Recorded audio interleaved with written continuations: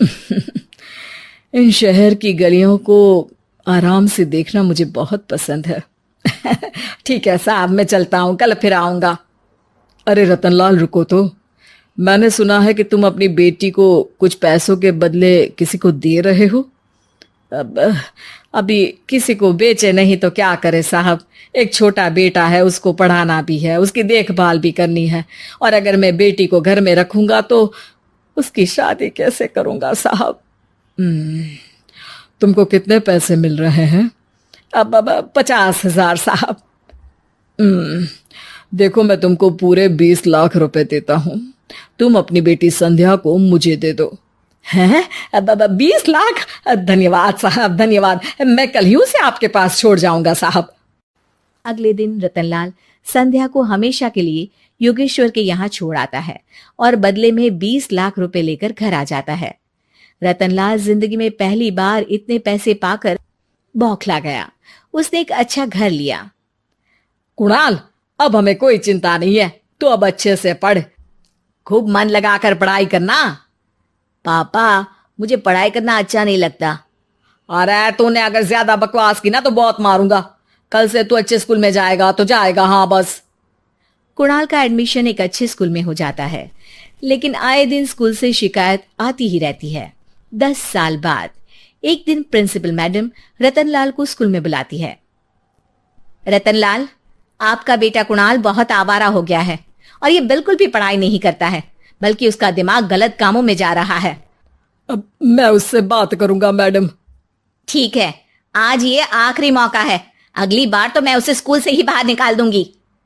रतनलाल घर आ जाता है और कुणाल से कहता है, कुणाल बेटा, मैं तुम्हारे ऊपर इतना पैसा लगा रहा हूं, फिर भी तुम स्कूल में सही से क्यों नहीं पढ़ते हो?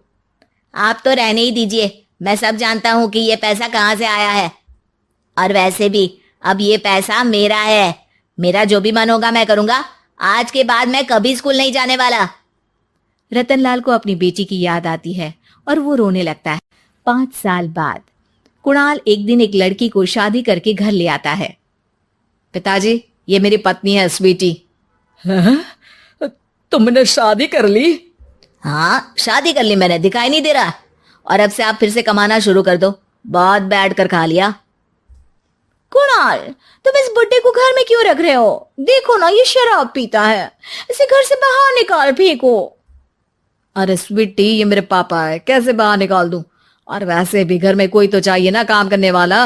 नौकर समझ कर रख लो।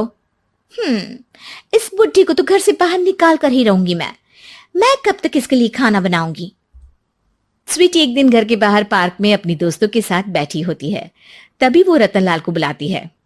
पिताजी, मेरे कमरे में मैं अपना फोन छोड़ आई हूँ, जरा ला कर तो देना।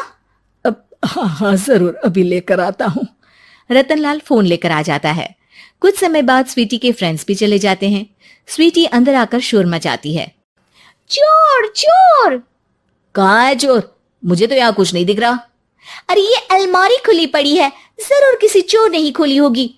अरे कौन आया था यहाँ? यहाँ तो पिताजी आए थे बस। अरे बहू, मैं चोर नहीं हूँ।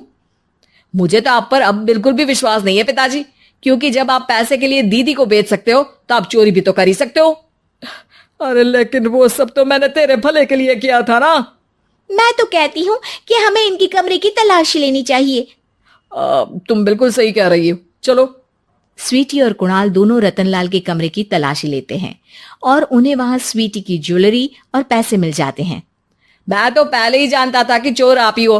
निकल जाओ मेरे घर से और दोबारा अपनी शक्ल मत दिखाना। रतनलाल आंखों में आंसू लिए घर से निकल जाता है।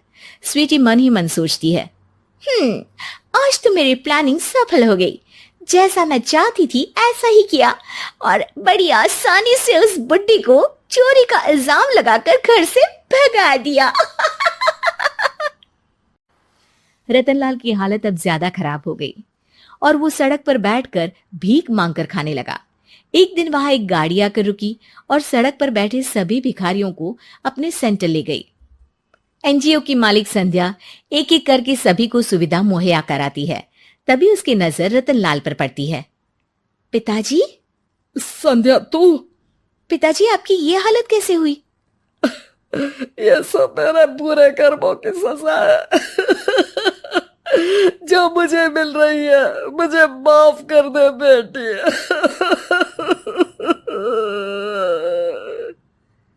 पिताजी, मैं आप पर बिल्कुल भी गुस्सा नहीं हूँ, क्योंकि आपने मुझे यहाँ भेजकर अच्छा ही किया। मेरी जिंदगी बदल गई। लेकिन ये सब हुआ कैसे बेटा? आप ये नए कपड़े पहनो, तब तक मैं योगेश्वर अंकल को बुला कर लाती हूँ। योगेश्वर अंकल? हाँ अंकल। योगेश्वर जी ने तुझसे शादी नहीं की थी? नहीं तो पापा, उन्होंने तो मुझे पढ़ा लिखा कर इस काबिल बनाया है कि मैं आज सबकी सेवा कर पा रही हूँ। रतनलाल पश्चाताप करके रोता रहता है। तभी योगेश्वर भी वहां आ जाता है। रतनलाल जी, आपकी ये हालत कैसे हुई? इतने सारे पैसों के बावजूद भी? क्योंकि मैंने बेटे और बेटी में भेदभाव किया था। लेकिन आपने ये कैसे किया? मुझे ये जानना है, बताइए। सालों पहले जब संध्या छोटी थी, तब मैंने एक बार एक आदमी से तुम्हें बात करते हुए सुना था, जो कुछ पैसों में संध्या को तुमसे खरीद कर शादी करना चाहता था। मैं उस समय एनजीओ में बच्चों के लिए ही काम कर रहा था और मैं किसी भी लड़की की जिंदगी खराब होते नहीं देख सकता था। इसलिए मैंने अपने जीवन की कमाई का एक बड़ा हिस्सा तुम्हें दे दिया था। सच में कितना गलत था मैं। मुझे माफ कर दो। अब आप दोनों मेरे साथ घर चलो और आज मैं अपना सच्चा प्रायश्चित करना चाहता हूं। योगेश्वर और संध्या रतनलाल के साथ घर जाते हैं। स्वीटी दरवाजा खोलती है। चोर भिखारी, तू फिर से आ गया? चल भाग यहाँ से बुड्ढे। ये घर तुम्हारे बाप का नहीं, मेरा है। बाहर निकलो यहाँ से। रतनलाल कुणाल और संध्या को घर से बाहर निकाल देता है। योगेश्वर जी, अब ये घर आपका है और अब आप यहाँ एक और एनजीओ खोल सकते हैं। शायद अब ये सच्चा प्रायश्चित है। संध्या अपने पिता के गले लग जाती है।